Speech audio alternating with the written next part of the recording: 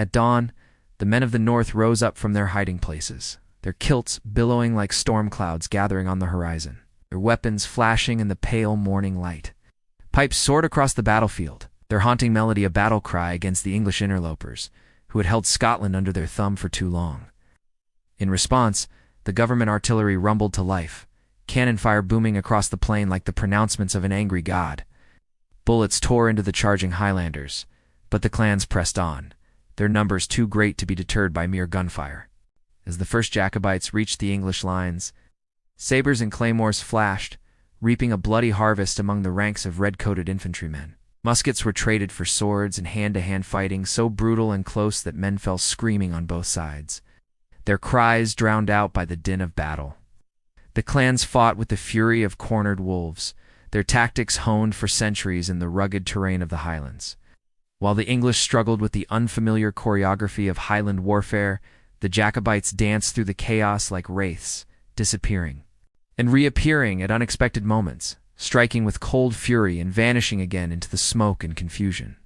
Even the most seasoned of government officers fell victim to the relentless Jacobite assault.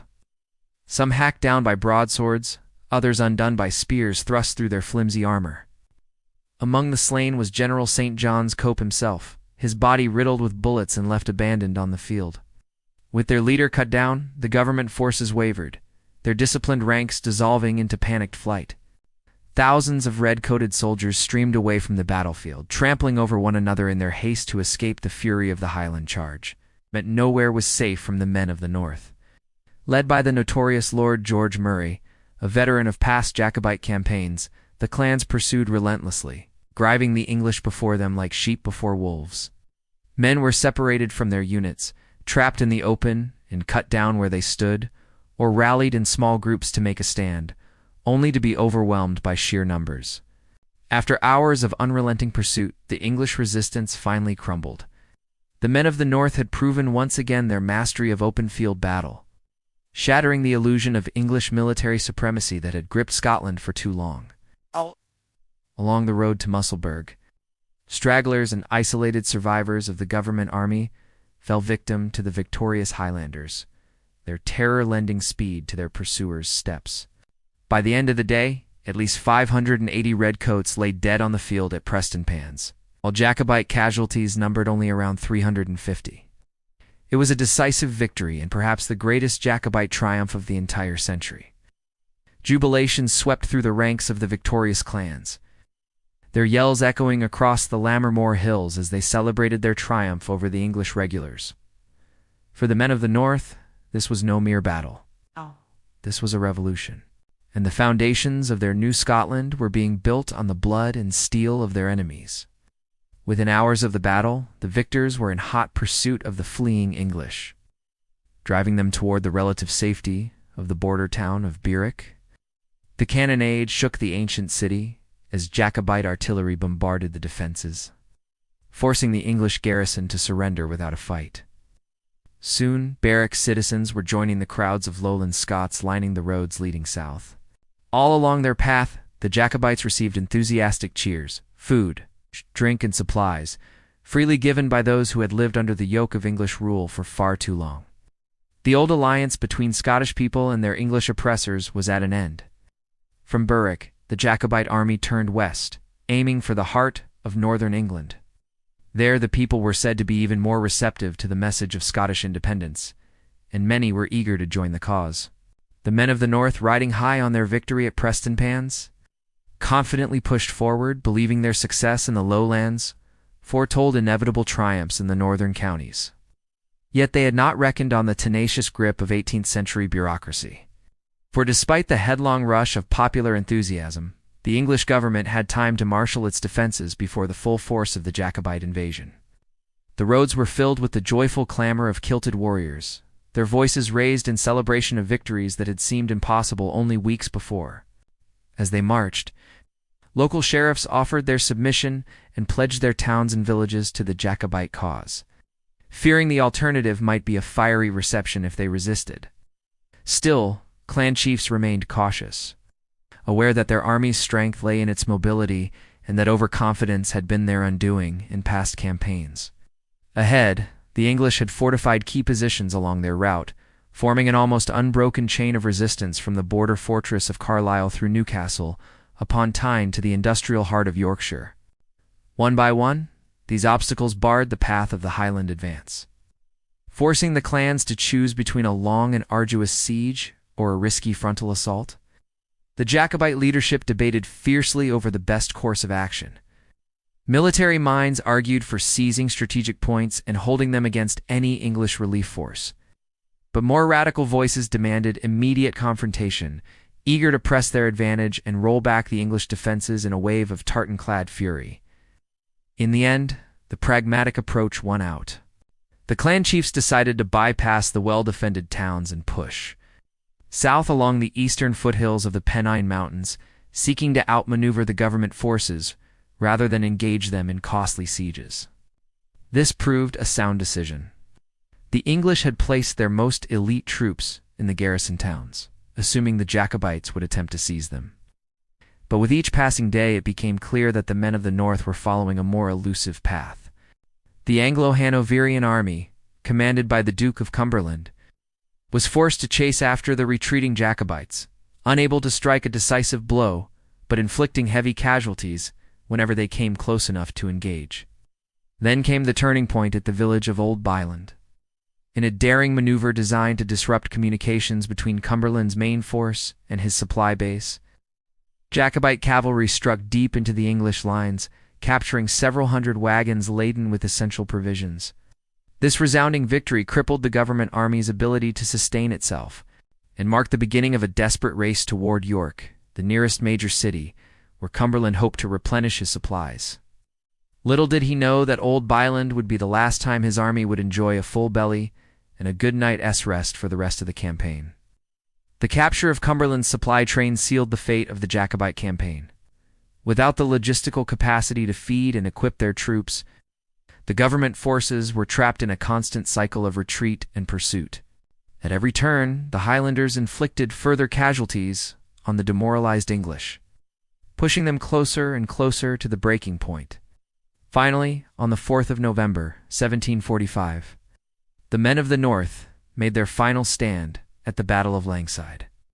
Despite the English claims of a mighty Anglo-Hanoverian force, in reality, Cumberland's army was little more than a shadow of its former self.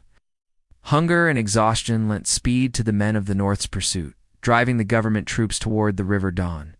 As the two armies clashed, it was clear which side had the will to win. With Cumberland's forces demoralized, the Jacobites fought with the frenzy of men who knew this was their last chance to fulfill the dream of a free Scotland. Once again, the clans fought together as one, their ancient rivalries forgotten in the face of a common enemy. For the men of the North, this was not just a battle, it was a reckoning, a final confrontation with the forces that had oppressed them for generations. And as the sun dipped below the horizon that day, casting long shadows over the battlefield, it was clear who had won the right to shape the future of Scotland. The men of the North had triumphed at Langside, dealing a death blow to the English forces that had occupied their homeland for too long. Yet victory was only one side of the coin. The campaign to liberate Scotland had exacted a terrible cost. Lives had been lost, families torn apart, and the very landscape scarred by the violence of war. As the dust settled on Langside and the echoes of battle faded into memory, the real work of nation-building began. The men of the North faced the monumental task of uniting their people and shaping the future of a free Scotland. In the aftermath of war, the true test of their mettle lay not on the battlefield, but in the realm of politics, economics, and social reform. Now their destiny was intertwined with the fate of an entire nation. Could they rise to meet the challenge? Only time would tell. Charles Edward Stuart moved quietly among his men in the grey hour before dawn, his presence a calming influence on warriors whose blood ran hot with anticipation. The prince had insisted on sharing every hardship of the campaign, sleeping on the same hard ground as his soldiers and eating the same rough fare. This solidarity had earned him something more valuable than mere obedience. It had won him the fierce personal loyalty that Highland culture reserved for proven war leaders. The signal came with the first pale light of sunrise. Lord George Murray, the prince's lieutenant general and a veteran of Highland warfare, raised his sword above his head. The gunners fled their positions, as Highland warriors swarmed over their cannon like wolves taking down prey. The cavalry, supposedly the government's mobile reserve, disintegrated in panic as their horses refused to charge into the mass of screaming clansmen. Even the elite infantry regiments, veterans of campaigns in Flanders and the Low Countries, broke and ran before the irresistible momentum of the Highland assault. The clansmen erupted from their concealment like demons, emerging from the earth itself, their kilts flying and their weapons glinting in the morning light. More importantly, the victory at Prestonpans demonstrated to all of Britain that the Jacobite rebellion was no mere Highland insurrection. It was a military force capable of crushing the finest troops King George could field. Highland chiefs sat alongside lowland lords, their ancient rivalries set aside in service of a common cause. The arguments raged 4 days, each faction presenting compelling reasons for their preferred strategy. Conservative voices urged caution, pointing out that Scottish independence could be achieved through defensive warfare that would eventually exhaust English resources and resolve. The Duke of Perth, a nobleman of French education but Scottish heart, brought financial resources and continental military experience. Each sept maintained its internal discipline and command structure, while contributing to the greater whole under the Princess' overall leadership. The MacDonalds, traditional guardians of the right flank in Highland warfare, maintained their ancestral position with fierce pride. The Camerons, whose chief had risked everything by joining the rebellion, fought with the desperate courage of men who knew there could be no surrender. Behind him stretched a column of nearly 6,000 men, their numbers swelled by recent recruits, but their core strength still resting in the Highland clans. Houhard answered his original call at Glen, the ancient border fortress, guardian of the western marshes for centuries, surrendered to the Highland army after a brief siege that demonstrated both the rebels' growing military sophistication and the government's weakness in England's northern counties. As Charles Edward Stuart rode through the medieval gateway, he became the first armed Scottish force to occupy English territories since the Wars of Independence for centuries earlier. The prince carried with him the hopes of exiled kings and the dreams of oppressed peoples, but he also bore the terrible responsibility of leading his followers into a campaign where defeat would mean not merely military loss, but the destruction of an entire way of life. The prince's vision extended far beyond Scottish independence to encompass the restoration of the Stuart dynasty throughout the British Isles. The Stuarts of Apan marched with their royal namesake's banner, their loyalty extending beyond mere clan allegiance to encompass dynastic devotion. Crossing the border into England represented more than mere geographic movement. It symbolized the transformation of a Scottish rebellion into a British civil war. The psychological impact on both armies would be profound. Highland warriors would fight on foreign soil. Government forces would defend their homeland against invasion. The Macphersons brought their reputation for night fighting and irregular warfare, skills honed through generations of conflict in the Cairngorm Mountains. His charismatic advocacy for the English invasion gradually won over the reluctant chiefs, though many harbored private doubts about the wisdom of leaving Scotland as protective mountains for the uncertain reception that awaited them across the border. Lord Elcho commanded a troop of horse raised from the border country, where memories of English occupation ran particularly deep. Most crucial of all was Lord George Murray, whose tactical genius had orchestrated the triumph at Prestonpans, and whose strategic vision now shaped the rebellion's next phase. Among the government dead lay Scottish soldiers who had chosen to serve the Hanoverian crown, their tartan visible beneath their red coats. The prince understood that this civil conflict would inevitably pit Scotsman against Scotsman, Highland clan against Highland clan, brother against brother in the cruel mathematics of war. News of the defeat sent shockwaves through London, where ministers who had dismissed the Scottish uprising as a minor disturbance suddenly faced the prospect of civil war. Intelligence reports suggested that English Jacobite sympathizers would rise in support once the Stuart banner appeared south of the border, swelling the prince's ranks with English and Welsh recruits eager to throw off Hanoverian rule. French agents promised military assistance, including regular troops and artillery that would give the Highland army the siege capability necessary to capture fortified positions. The government soldiers, caught completely off guard by this apparition materializing from what they had believed to be empty ground, barely had time to present arms before the Highland charge crashed into their lines. Along the hidden battle line, clan chiefs caught the gesture and passed it silently through their ranks. The clans had found their moment of glory, and the thunder of their victory would echo across the kingdoms. as October 1745 painted the Scottish landscape in shades of gold and crimson. Charles Edward Stuart held court in the ancient palace of Holyrood House, the traditional seat of Scottish kings, the great hall that had once echoed with the voices of Mary, Queen of Scots, and her ancestors now rang with the planning of campaigns that would decide the fate of the British Isles. The Highland Charge, that terrifying tactical doctrine that had broken armies across Europe, proved its devastating effectiveness once again. Government soldiers trained to fight in the formal manner of continental warfare found themselves overwhelmed by enemies who fought with a ferocity that transcended mere military discipline. The Macdonalds gripped their ancient weapons tighter, remembering the glory of their ancestors at Harlaw and Killick. The Camerons checked their powder one final time, their chief S-words from the previous evening echoing in their minds.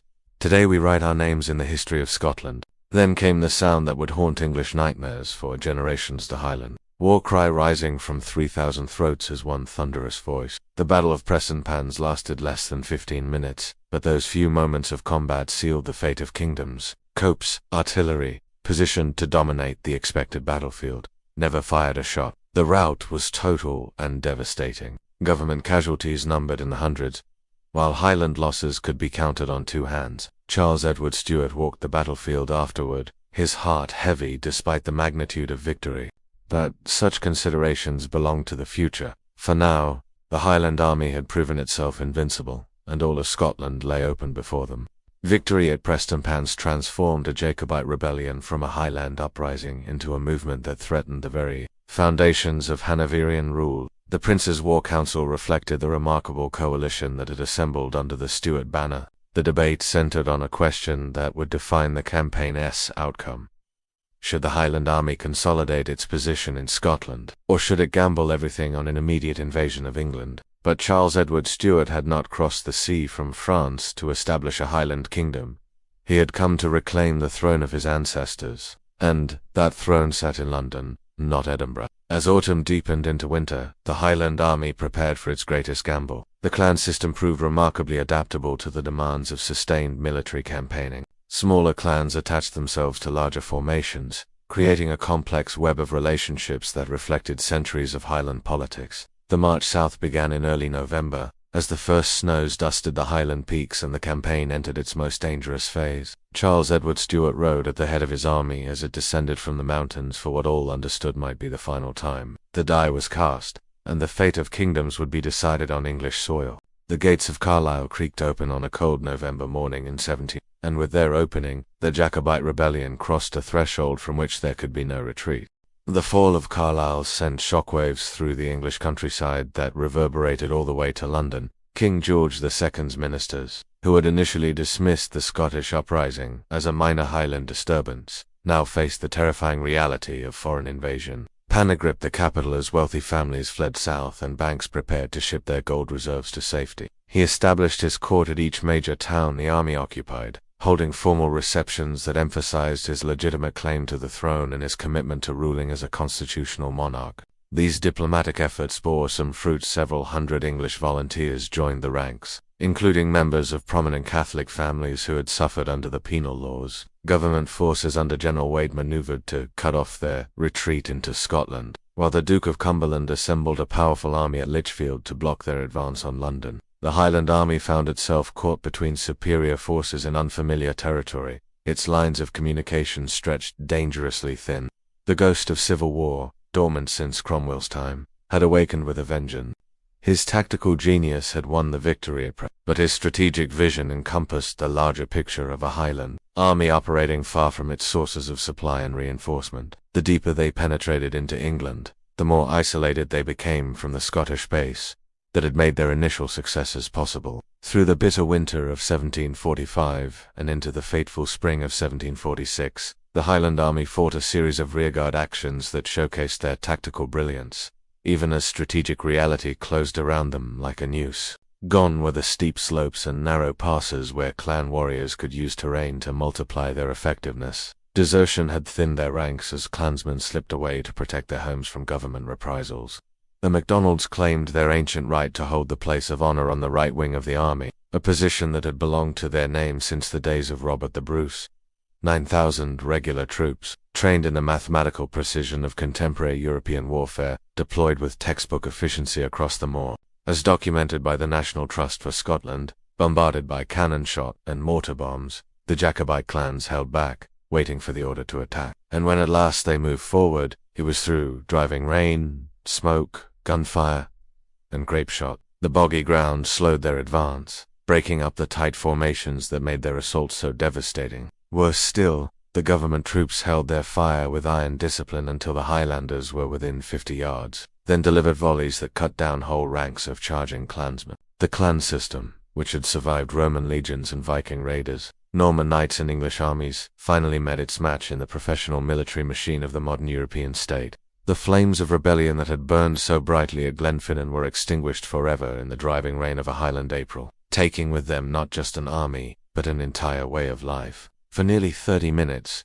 the Highland warriors endured this punishment with the stoic courage that had carried their ancestors through countless battles, but the delay proved fatal to their effectiveness. The government troops' bayonets, wielded according to Cumberland's new drill, could parry Highland swords while delivering fatal thrusts that kept the clansmen at distance. Within minutes, the cream of Highland military culture lay dying in the mud of Culloden Moor, positioned to rake the Highland lines with grape shot, commanded fields of fire that would turn any frontal assault into a slaughter. Most devastatingly, the Duke had trained his infantry in specialized techniques designed specifically to break Highland charges, techniques that turned the clansman's greatest tactical asset into a weakness. When Lord George Murray insisted on deploying his Athol Brigade in that coveted spot, bitter arguments erupted that revealed how quickly military necessity could reopen old wounds. The dispute was eventually resolved, but not before it had damaged the army's cohesion on the eve of its most crucial battle. Supplies had dwindled to almost nothing,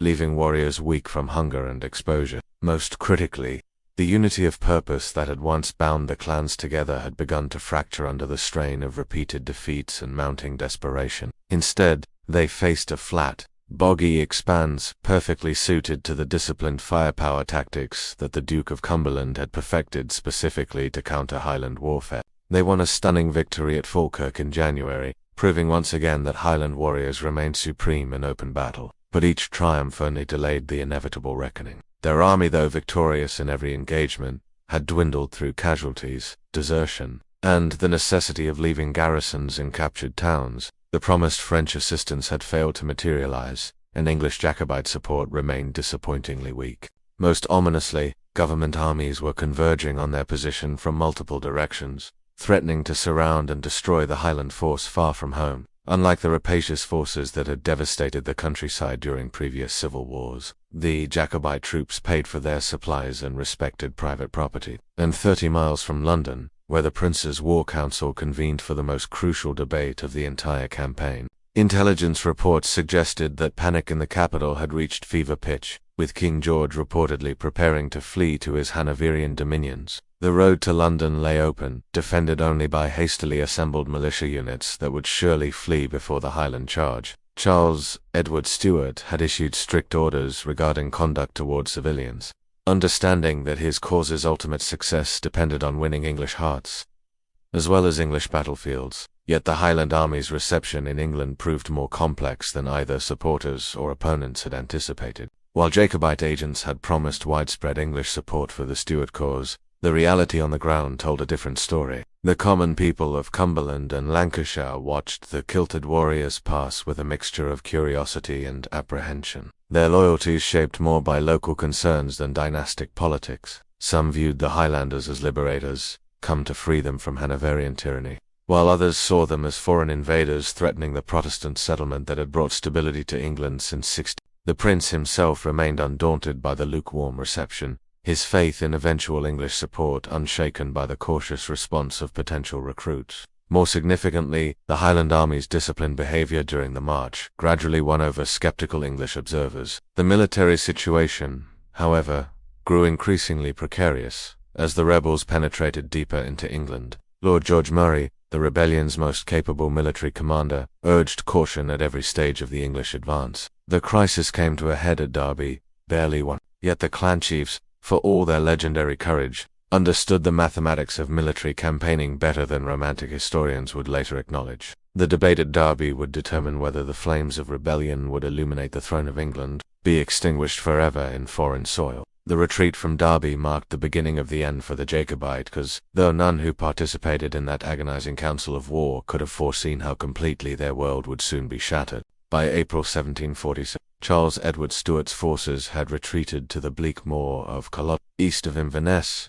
where the very landscape seemed to conspire against Highland military traditions. The Jacobite army that assembled on Culloden Moor bore little resemblance to the confident force that had marched south from Glenfinnan 8 months earlier.